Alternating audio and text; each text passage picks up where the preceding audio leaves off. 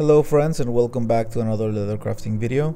My name is David and today we're going to be working on this black shell Cordovan keychain.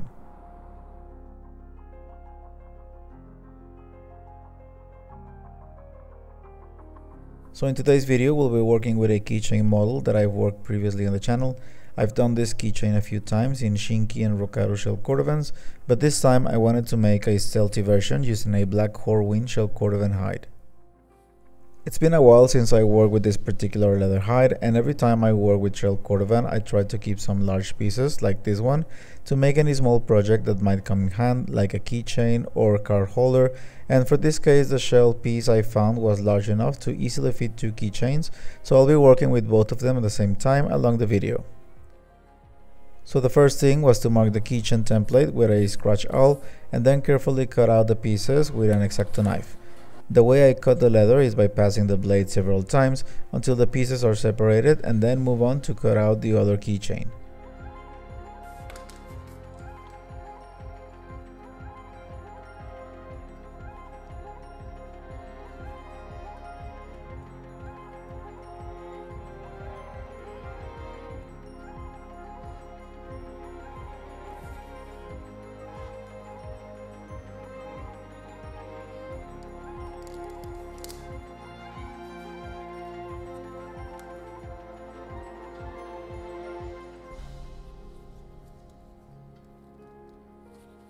Then I lined both keychains with some pieces of black pigskin I had. Now Horween Shell Cordovan doesn't need to be lined, but adding this leather to the keychain makes it more sturdy. So I glued both leathers together, and after a few minutes I went on and removed any excess of pigskin left. If you're working with a similar project, I suggest you go slowly while doing this to avoid damaging the main leather and to ensure a clean cut without having to sand it later on.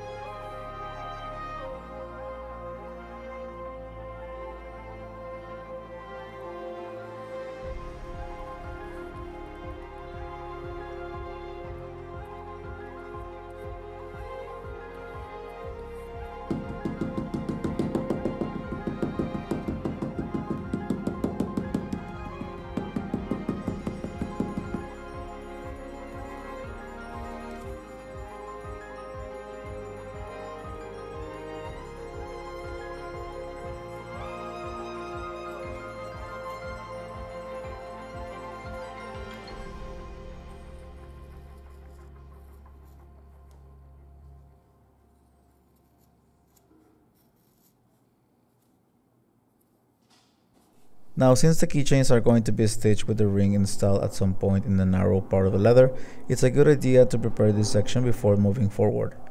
Trying to paint and polish this part with the ring installed later on will be harder, and it's easier to damage the edge paint with the ring if it's still fresh. So I went on and painted the narrow sections of the leather on both keychains using a black heatable edge paint from Vernice. I applied 2 coats of paint before polishing them with some Tokonole burnishing gum and a small piece of canvas.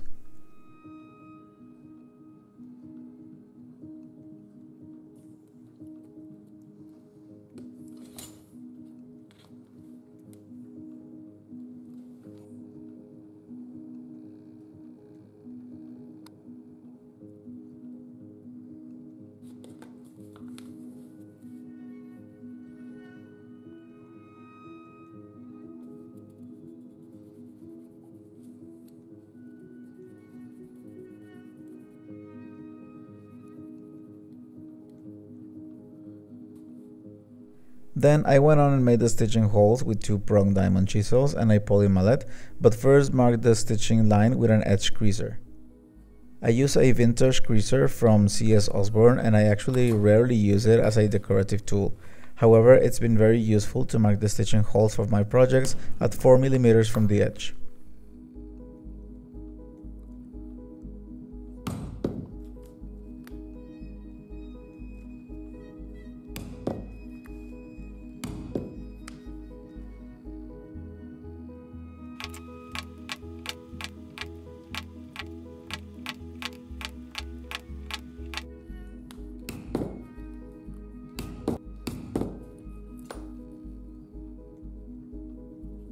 To add more volume to the keychain, I used a small piece of leather from the same shell and cut out a tiny piece that's going to be glued right at the center of the project. I really don't have any other use for these shell leftovers you see here, so I went on and used them for these tiny parts.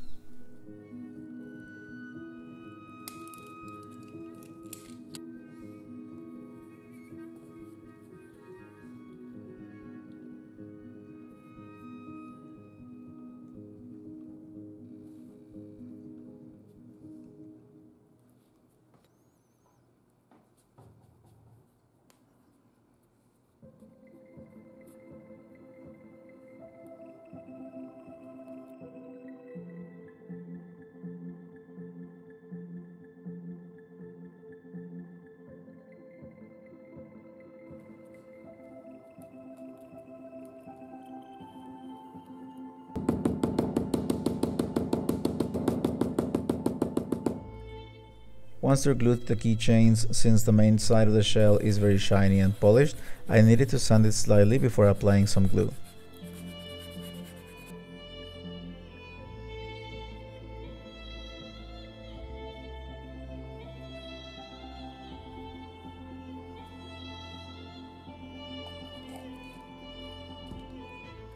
Then, with both sides full of glue, it was time to install the ring by passing it through one side of the keychain and glue the pieces together. To hold them tightly, you can use any clamping tool. In my case, I used some office clamps and let the keychains rest for around 30 minutes.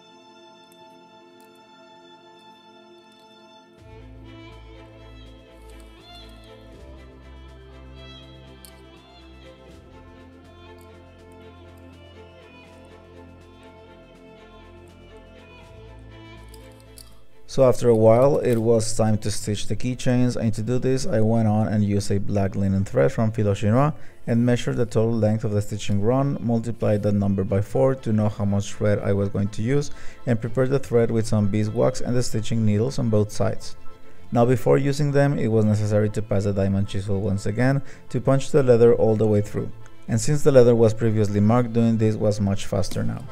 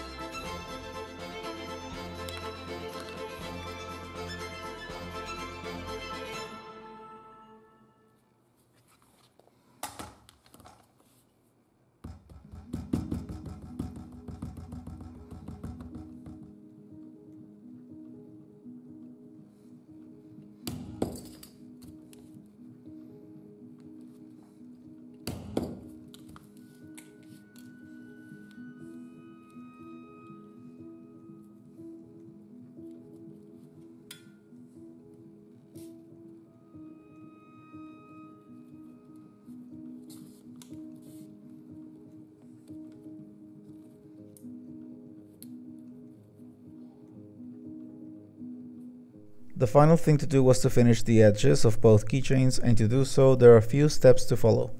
First, you need to make sure the edge is as even as possible, and you can do this by sanding the edge by hand or with a motor tool like a Dremel, and then remove any sharp leftovers with an edge beveler.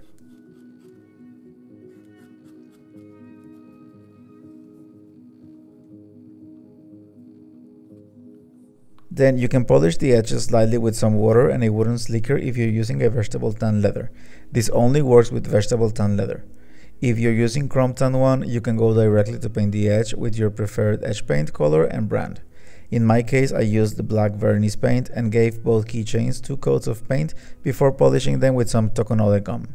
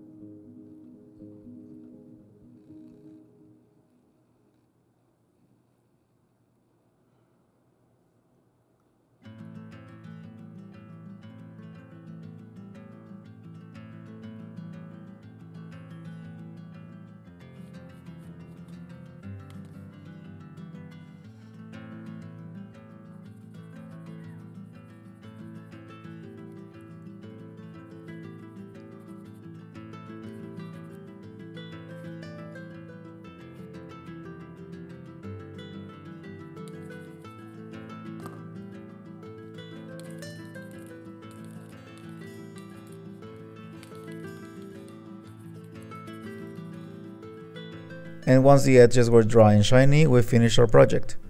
Friends, as always, I hope you have enjoyed watching this video and find it useful. If you did, please give this video a thumbs up, and if you're interested in seeing more leather crafting videos, I invite you to subscribe to the channel. I also post videos on leather reviews and do-it-yourself leather crafts.